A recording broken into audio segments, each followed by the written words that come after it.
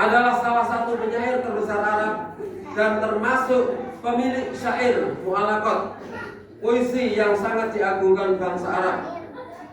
Setelah masuk Islam dan mendengar Al-Quran, ia hampir meninggalkan dunia syair karena ia merasa standar bahasa manusia runtuh setelah Al-Quran turun.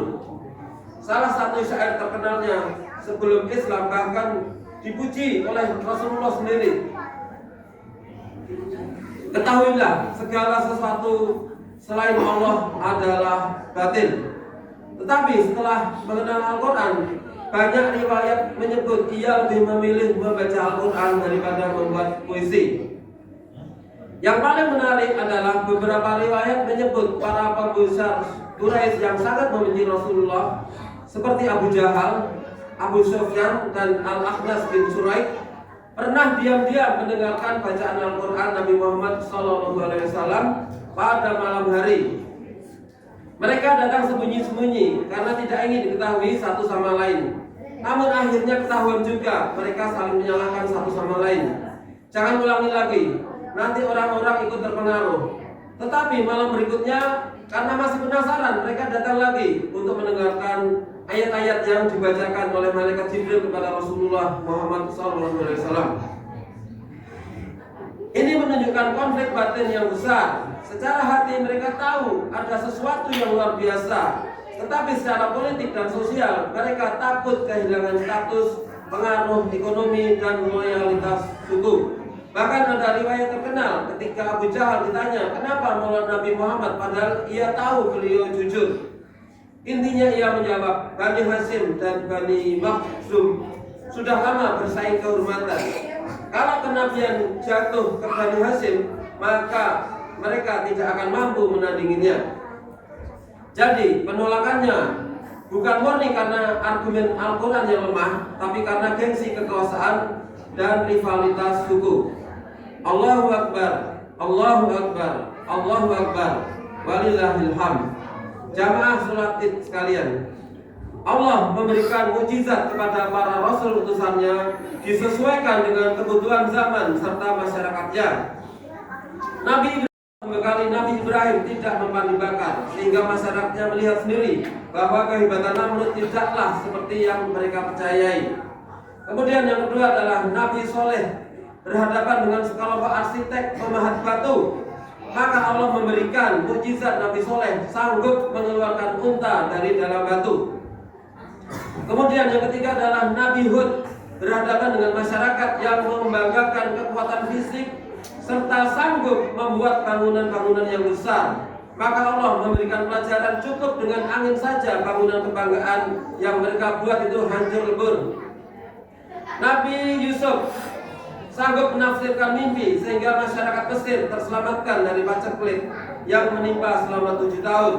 Nabi Musa dibekali kemampuan merubah tongkat menjadi ular besar yang memangsa ular-ular kecil milik para penyihir. Namun mereka beruntung karena saat dieksekusi Fir'aun dalam posisi sudah mengakui risalah Nabi Musa alaihissalam. Berikutnya adalah Nabi Isa alaihissalam juga diberikan bekal mukjizat sanggup menyembuhkan orang buta, bahkan menghidupkan orang mati. Karena masyarakat waktu itu sangat mengagumi para ahli pengobatan. Namun karena mukjizat Nabi terdahulu sifatnya visual, maka hanya umat sejaman dan satu lokasi dengan para nabilah yang bisa menjadi saksi kehebatan mukjizat-mukjizat itu. Selebihnya hanya bisa mengetahui dari cerita orang lain. Hal ini sangat rentan untuk mendapatkan respon tidak percaya.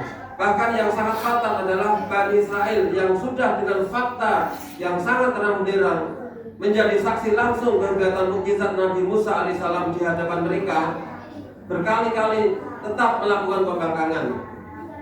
Maka Allah Subhanahu wa taala menjadikan Al-Quran dengan kehebatan linguistik sebagai mukjizat terbesarnya.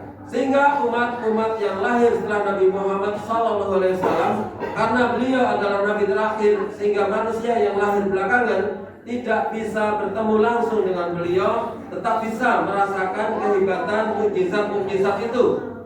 Dan tentunya yang bisa merasakan adalah mereka yang tekun untuk selalu mempelajari isi Al-Quran, dilanjutkan dengan upaya sekuat tenaga untuk mengamalkannya. Idul Adha ini, sholat dan khutbah ini dengan membaca doa kepada Allah Subhanahu Wa Taala agar semua hajat yang kita inginkan akan terkabul. Alhamdulillah minasyaitonirrajim. Bismillahirrahmanirrahim. Astaghfirullahaladzim. Alladzi la ilaha illa huwal hayyul qayyum wa atubu ilaih. Allahumma sholli wa sallim wa barik ala sayyidina Muhammadin wa ala alihi wa sahbihi ajma'in. Allahumma ighfir lil mu'minina wal mu'minat wal muslimina wal muslimat wal ahya'i wal amwat innaka sami'un qaribun mujibud da'wat ya qadiyal hajat. Allahumma inna nas'aluka salamatan fid din wa afiyatan fil jasad wa ziyadatan fil ilmi wa barakatan fil rizqi wa taubatan qabla al maut wa rahmatan indal maut wa maghfiratan ba'dal maut. Allahumma hawwin alaina fi sakaratil maut wa najata minan nari wal afwa indal hisab. Rabbana la tuzigh qulubana ba'da idh hadaitana wa hab lana min ladunka rahmah innaka antal wahhab. Ya Allah, berikanlah kekuatan hati dan fisik kami agar senantiasa hari-hari kami selalu disibukkan untuk membaca, mempelajari serta mengamalkan Al-Quran.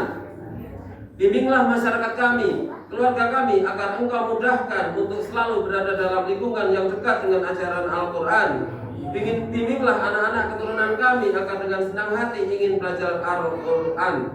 Ya Allah, melalui momen kurban kali ini, semoga kami semua mendapatkan hikmah bahwa hidup itu memang harus melalui pengorbanan untuk mendapatkan limpahan keindahan efek berkurban, harus menjalani kesulitan untuk melihat limpahan kemudahan yang berkali-kali lipat, sebagaimana yang Engkau katakan bahwa beserta kesulitan ada kemudahan.